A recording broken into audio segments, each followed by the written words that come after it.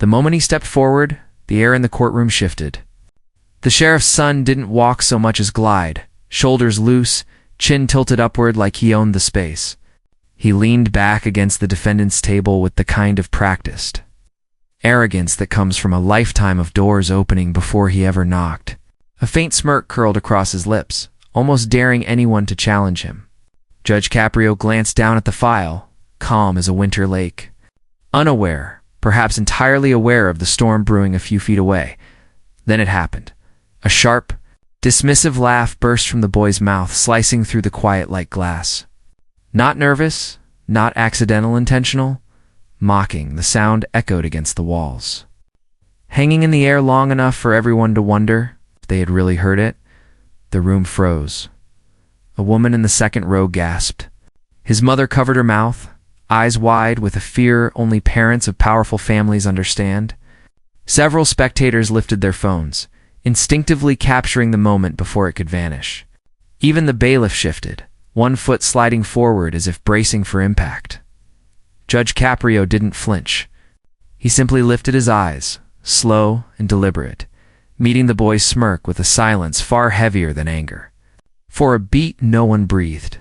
The tension wrapped around the room, tightening, waiting, begging for release, and then Caprio spoke home, measured, unshaken. What he said next made the entire courtroom stop breathing, in a city where people measure fairness by how loudly they must fight for it. This case carried a weight far heavier than a simple courtroom violation. A sheriff's son doesn't walk into court as just another teenager. He walks in as a symbol. A symbol of who gets second chances without asking, and who must beg for them.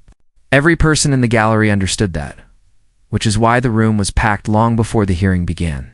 People had whispered for months, some said years, about how the boy always slid past consequences, like water slipping past stone. Tickets vanished.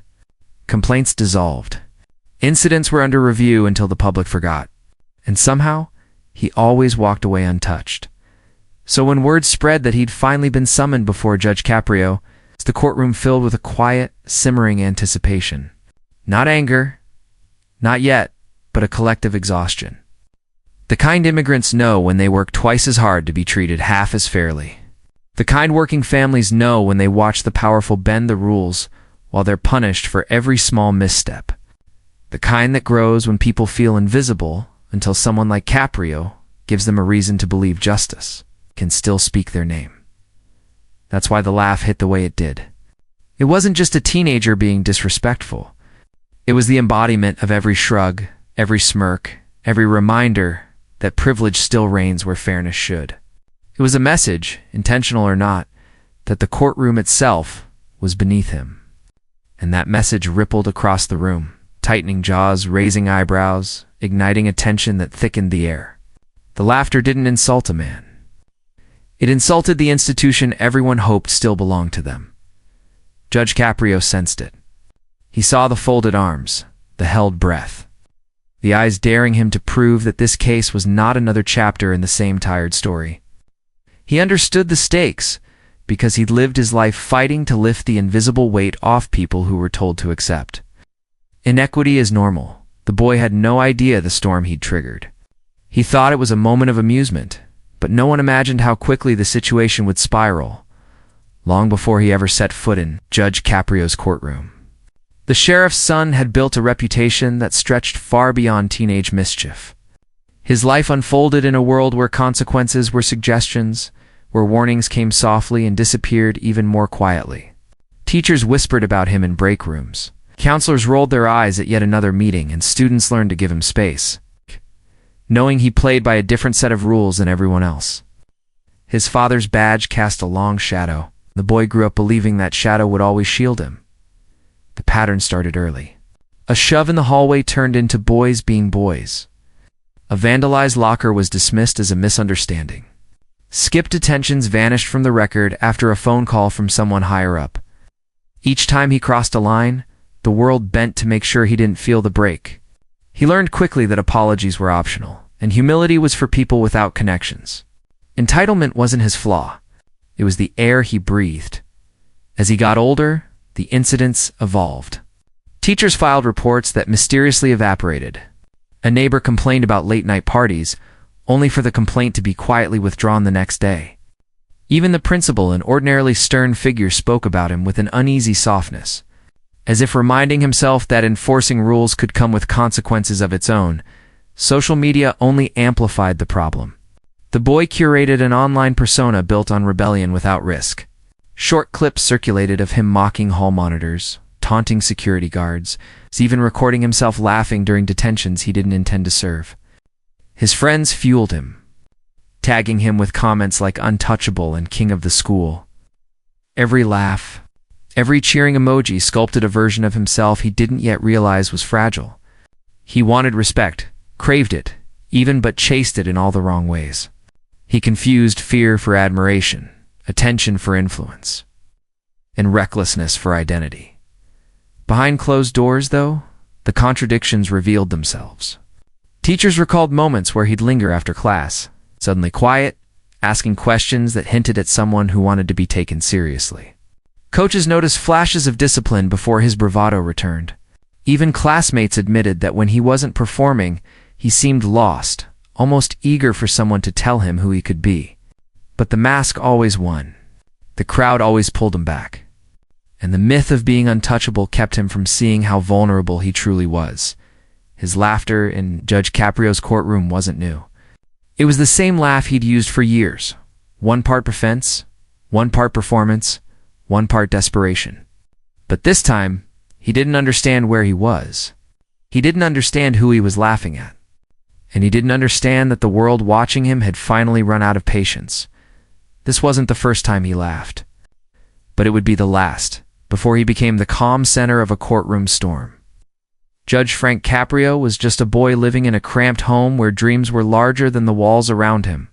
His parents had come to America with little more than their accents, their grit, and a belief that hard work could carve out dignity even when money couldn't. They worked jobs that left their hands rough and their backs tired. But they never complained. Instead, they taught their children that respect wasn't something you demanded, was something you earned through character, humility, and consistency. That lesson took root in Frank long before he ever opened a law book. Growing up, he saw how easily the world could tilt in favor of people who already had more. Immigrant families like his knew the sting of being dismissed, the ache of being underestimated. He watched his father navigate conversations with people who didn't care to pronounce his name correctly, and his mother stretch every dollar until it obeyed. These struggles didn't harden him. They softened him. They taught him that nobody rises alone, and nobody should fall without someone at least trying to catch them. When he found his way into the legal world, it wasn't with the swagger of someone expecting power. It was with the quiet determination of someone who wanted fairness to have a voice. His early career reflected that. He represented people who couldn't afford flashy attorneys, the ones who walked into court already assuming they'd lose. He listened more than he talked, asked questions that revealed the stories behind the mistakes, and built a reputation for a rare blend of empathy and resolve. Those who came before him didn't just encounter a judge, they encountered a human being who remembered what it felt like to struggle. As the years passed, he became known for rulings that balanced accountability with compassion.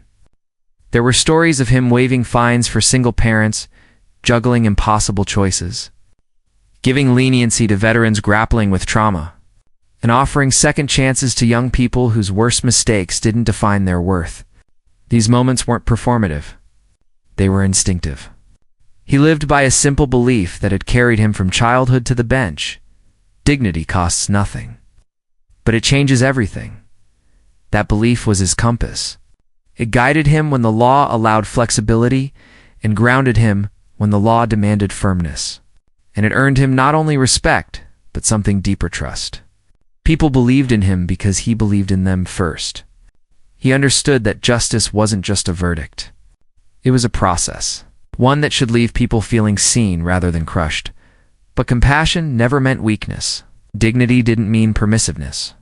He knew the difference between someone who stumbled and someone who strutted. Years of listening had sharpened his sense for sincerity, and years of rulings had refined his patience into something almost unshakable. Almost. Because while he could forgive a mistake, he couldn't ignore a mockery of the courtroom, especially when that mockery came from someone who had spent a lifetime shielded from consequences. To Judge Caprio, fairness wasn't just a legal principle, it was a moral duty. He had spent his entire life fighting against the idea that some people were above the rules. So when the sheriff's son laughed in his face, it wasn't the sound that struck him, it was the meaning behind it. It threatened the very values he'd built his life upon. He looked at the boy and didn't see a criminal. He saw a crossroads, a moment where someone needed to be reminded that dignity isn't something you trample. It's something you offer, and today, that belief would be tested in front of the entire city. The laugh still lingered in the air when Judge Caprio leaned forward, folding his hands with the kind of patience that made the room even more uneasy. He began with simple questions, straightforward, neutral, the kind any respectful defendant could answer without effort. Were you aware of the citation? Did you receive the notice? Do you understand why you're here today? But each question met the same response. A smirk, a shrug. A drawn-out pause that felt designed to waste time and test boundaries. The boy answered with a tone so light it bordered on insolent, as if the whole proceeding were nothing more than an inconvenience he'd been forced to attend. The audience shifted in their seats, discomfort moving through them like a cold draft. Some exchanged glances, others leaned forward, sensing the thin line tightening between patience and provocation. One woman clasped her hands together, whispering something under her breath. A man in the back shook his head slowly as though witnessing a lesson he knew wasn't going to end well. Even the bailiff, usually impassive, raised an eyebrow at the boy's casual defiance. Judge Caprio didn't react, not with irritation, not with raised volume, not with visible frustration. He simply watched. Every smirk, every dismissive gesture, every attempt to dodge responsibility behind the mask of mock confidence. His silence grew heavier with each exchange, filling the courtroom with a weight the boy didn't recognize. If anything, the teenager mistook it for weakness. He straightened, emboldened, convinced that he had already won the unspoken battle of wills in the back row. The sheriff's posture told a different story. His jaw tightened, his eyes fixed on his son with a mixture of disappointment and dread. He knew the look in Caprio's eyes, the quiet one, the one that preceded consequences no badge could shield. His fingers tapped against his knee, a subtle rhythm of regret. Still, the boy kept pushing. When Caprio asked a final question, the teen responded with a smirk so sharp it nearly sliced the room in half. Murmurs rose. A few spectators looked away, embarrassed for him, or perhaps frightened of what was coming next. Judge Caprio inhaled slowly, then closed the file with a soft, deliberate tap. The sound echoed louder than the boy's laughter had.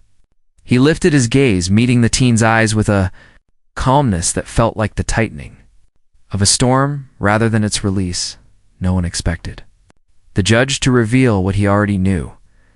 Judge Caprio let the silence settle until even the air seemed to wait for what came next. Then, with a measured calm that made the room lean in, he opened the file again, not to read, but to show he no longer needed it. "You laughed," he said softly, "but here's what I saw." The boy's smirk twitched, the first small fracture in his confidence. As Caprio reached beneath the bench and lifted a set of printed records bound by a single clip, he placed them on the desk with a quiet thud that somehow sounded like a verdict. "These," he continued, "are not rumors. They're not exaggerations. They're not stories people tell because they enjoy gossip. They're documented warnings given to you over the past 2 years. Warnings you ignored every single time." The audience shifted, eyes widening. Caprio flipped to the first page and read aloud a notice from a school resource officer who approached the boy about reckless driving in the parking lot. The officer's recommendation was a formal consequence. Instead, it became a gentle reminder. The boy blinked, the smirk fading a millimeter. Caprio turned another page, revealing a pattern of complaints from staff members' reckless behavior. Confrontational remarks, repeated disregard for instructions. Each item built on the last, painting a picture the boy could no longer hide behind swagger. Phones began lifting in the gallery, not out of disrespect, but but because everyone sensed history about to unfold. Caprio continued. You claim today's citation was an overreaction. But here, he said, tapping the next sheet, is the incident report from the traffic stop. He lifted another document, this one a transcript of the officer's body cam audio. The room stiffened as Caprio read the officer's note. Subject laughed during the stop and said, My dad will take care of it. A murmur swept through the courtroom. The sheriff closed his eyes, sinking deeper into his seat, the weight of the moment pressing down on him as much as on his son. The boy tried to speak. Caprio raised a finger, not rudely, but definitively. I'm not finished. He set aside the papers and reached for a remote. A monitor flickered on. This, Caprio said, is the surveillance footage from the night you parked illegally and blocked an emergency vehicle. The video showed him stepping out of his car, laughing with friends as paramedics struggled to maneuver around him. His bravado from the footage clashed violently with the tension in the room now. Gasps erupted. One woman covered her mouth. The boy's face drained of color. But Caprio wasn't done. You laughed. But here's what I saw. He pressed play on another clip. Body cam footage appeared, capturing the boy responding to a warning with a sarcastic salute and the words, Relax, man. It's just a ticket. The arrogance captured on film was unmistakable, undeniable. Each second of the video chipped away at the armor he'd worn so comfortably when he walked in. Then came the final blow. Caprio held up a tablet. I debated whether to include this, he said, because the court is not in the business of embarrassing young people. But this matters. Wait. He pressed play. On the screen appeared a social media clip the boy had posted months earlier, one he had clearly forgotten about. In it, he mocked people who received citations, pretending to cry into the camera before laughing and telling his audience he'd never get in trouble because of who his father was. The courtroom erupted not in noise but in a stunned silence so complete it felt absolute. Phones tilted higher. Every eye was glued to the boy, whose smirk had now fully evaporated, leaving behind a raw, unsettled fear. His chest rose and fell in shallow breaths. His friends who'd once hyped his persona online were nowhere near him now. Alone in the defendant's seat, he looked smaller than ever before. Caprio set the tablet down gently. You see, young man, he said, voice steady and deliberate, you didn't come in here today as a villain. You came in as someone who has never been challenged to be better. But when you laughed at this court, you weren't laughing at me. You were laughing at the idea of accountability. You were laughing at the people who follow the rules. You were laughing at those who don't have a badge to protect them. And that, he said, leaning forward, is why this matters. The boy swallowed hard. His father shifted uncomfortably. Shoulders slumped. The weight of years of unspoken privilege settling upon him with undeniable clarity. The audience felt the shift to a collective realization that this wasn't just a courtroom moment. It was a cultural reckoning. Caprio's words were not punishment. They were truth. And truth carried a power the boy had never faced. Caprio continued. I've spent my life giving chances to people who needed them. People who grew up without support, without resources, without anyone to protect them from their own mistakes. But you grew up with every advantage.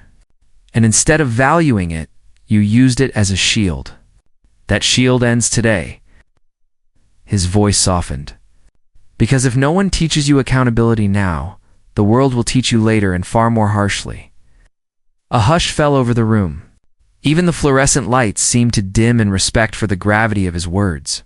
The boy's eyes lowered, finally breaking the last connection to the arrogance he'd worn like armor. Caprio closed the file one final time. What happens next, he said quietly, will determine whether this moment becomes your turning point or your downfall. In that instant, the entire courtroom dynamic flipped. The moment the courtroom emptied, the ripple effects began. Within minutes, clips of the sheriff's son laughing at Judge Caprio were uploaded, shared and dissected across every platform imaginable. On social media, hashtags exploded. Hashtag courtroom silence, hashtag Caprio moment, hashtag accountability matters. Users debated in threads that stretched for miles. Each posted a reflection of the city's tension between privilege and justice. Memes surfaced within hours, some mocking the boy's arrogance, others highlighting the judge's calm, commanding presence. The still image of the smirk fading phones raised, eyes widespread like wildfire, a symbol of the moment everyone had collectively witnessed and felt. Support for Caprio's approach poured in from all corners. Ordinary citizens praised his combination of fairness and uncompromising dignity. Former judges and lawyers shared clips dissecting his methodical dismantling of entitlement. Teachers, social workers, and community leaders praised his demonstration of the power of patience, preparation, and moral clarity. In comment sections, strangers from across the country debated the deeper meaning. Was this a lesson for all youth? A demonstration that privilege could not shield wrongdoing? Or a rare moment of justice that restored faith in authority? At the same time, controversy swirled. Some defended the boy, arguing that he was young, impressionable, and unfairly shamed in front of the city. Others claimed the public attention went too far, turning a personal moment into a spectacle. Cable commentators debated tirelessly, dissecting every angle: parental influence, systemic bias, the pressures of wealth, and the consequences of unchecked entitlement. Each voice added to the drama, layering the story with perspectives that were as diverse as they were passionate. News outlets picked up the story as a cultural flashpoint. Interviews with locals emphasized the court as a reflection of society itself, a place where accountability and fairness collide, often violently with privilege. Editorials praised Caprio for demonstrating that justice doesn't bend for wealth or influence, while opinion pieces dissected the ethics of viral justice and public shaming. The city watched, engaged, and in some ways, demanded more and more transparency, more lessons, more proof that rules applied equally. The sheriff's son became a symbol in his own right, a cautionary tale for those who assumed consequences could be avoided, and a reminder that the world was no longer willing to look the other way. For the audience, the moment transcended the walls of the courtroom. It became a shared experience of witnessing dignity confront arrogance, patience confront mockery, and preparation confront entitlement. Yet, even as debates raged, as memes proliferated, and hashtags trended, one truth remained suspended above the noise. The courtroom had spoken, but the city and the country were waiting for the final note. But the judge's final message was what truly changed people. Judge Caprio looked across the courtroom one last time, his gaze steady, unflinching, and full of the quiet authority that had earned him respect far beyond the bench. He did not speak to humiliate, nor to boast of the evidence displayed. Instead, he framed the moment for what it truly was: a lesson, a reminder that dignity costs nothing, yet it can change everything. He reminded everyone present, and those watching through screens and whispers, that respect is not a reward. Humility is not a weakness, but a strength. And fairness is not optional. It is the foundation upon which every community must stand. The law is not simply about punishment, he said, voice calm but piercing. It is about guidance. It is about reminding people who they are and who they can become. You laughed at this court, at its rules, and at the people who uphold them, but that laughter need not define you. It can be the turning point where you choose to see beyond privilege, to see the value of character over entitlement, of responsibility over arrogance. He spoke to the broader lesson for the city. For the country, that equality is not abstract. It is enacted in daily choices, in accountability, and in the courage to stand for what is right, even when it is uncomfortable. Caprio's words reminded people that being American is more than birthright. It is the commitment to fairness, to honesty, and to recognizing that each person's actions affect the community at large. He highlighted that character cultivated through accountability, courage, and empathy transcends wealth or family name. As he concluded, the courtroom fell silent, not with fear, but with reflection. Those present understood that the confrontation was not a spectacle of shame, but a spark of transformation. For the sheriff's son, it was no longer about defending ego or avoiding consequence.